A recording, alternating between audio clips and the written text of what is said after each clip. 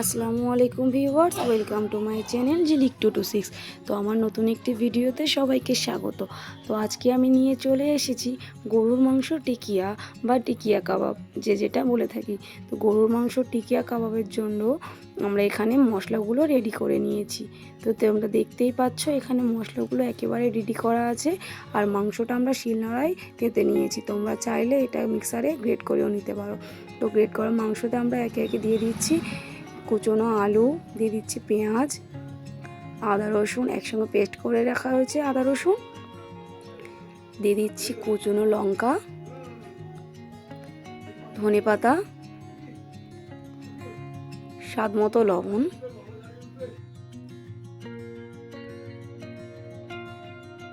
হলুদ গুঁড়ো,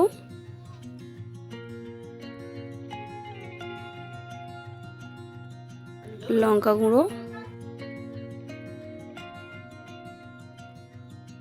ধনে গুঁড়ো, জিরে গুঁড়ো,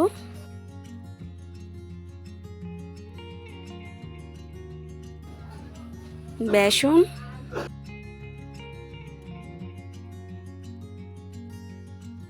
ভালো করে এটাকে মিশিয়ে নিতে হবে। তো দেখতেই পাচ্ছ আমরা এখানে খুব ভালো করে মিশিয়ে নিচ্ছি। সবগুলোকে ভালো করে মিশিয়ে নেবে। এখানে বেসনের পরিমাণ যদি কম হয় তোমরা এখানে বেসনও দিয়ে নেবে। আমাদের একটু কম আছে তাই আমরা এখানে বাকি বেসনটুকুও দিয়ে দিচ্ছি।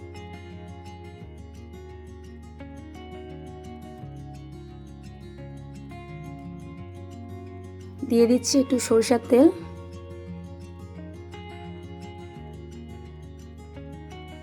আর যে ডিমটা আমরা রেখেছিলাম ওটাও এখন ভেঙে দিচ্ছি এখানে।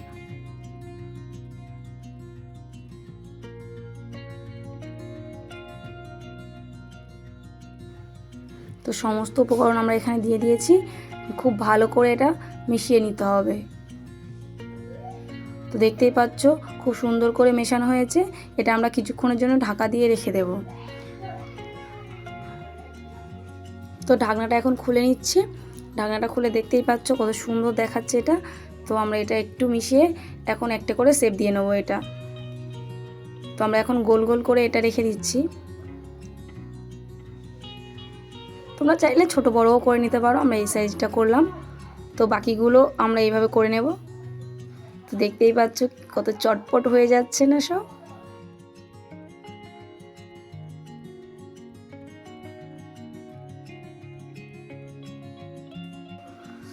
তো আমাদের সবগুলো একে একে করা কমপ্লিট হয়ে গিয়েছে। এখন তেল গরমও হয়ে গিয়েছে। আমরা এই তেলে একে একে একটু এটাকে চেপটে চেপটে আমরা তেলের মধ্যে দিয়ে দেব।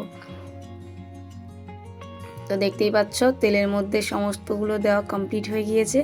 এখন আমরা এটাকে হালকাভাবে ভেজে তুলে রেখে নেব। তো হালকা একটু কালার আসতেই আমরা এটা তুলে নিচ্ছি, কারণ এটা আমরা আরও একবার ভেজে নেব তার জন্য।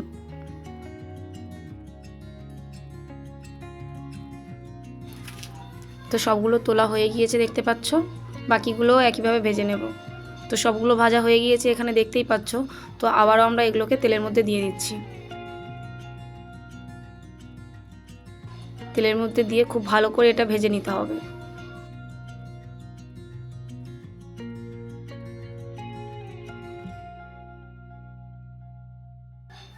তো দেখতেই পাচ্ছ কালারটা কত সুন্দর হয়ে গিয়েছে। তার মধ্যে আমাদের ভাজাও কমপ্লিট হয়ে গিয়েছে। এখন আমরা এগুলোকে তুলে নিচ্ছি।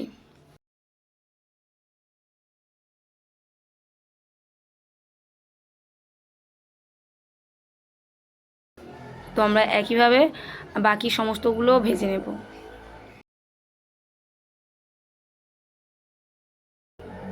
তো দেখতেই পাচ্ছ সবগুলো ভাজা হয়ে গিয়েছে এখানে।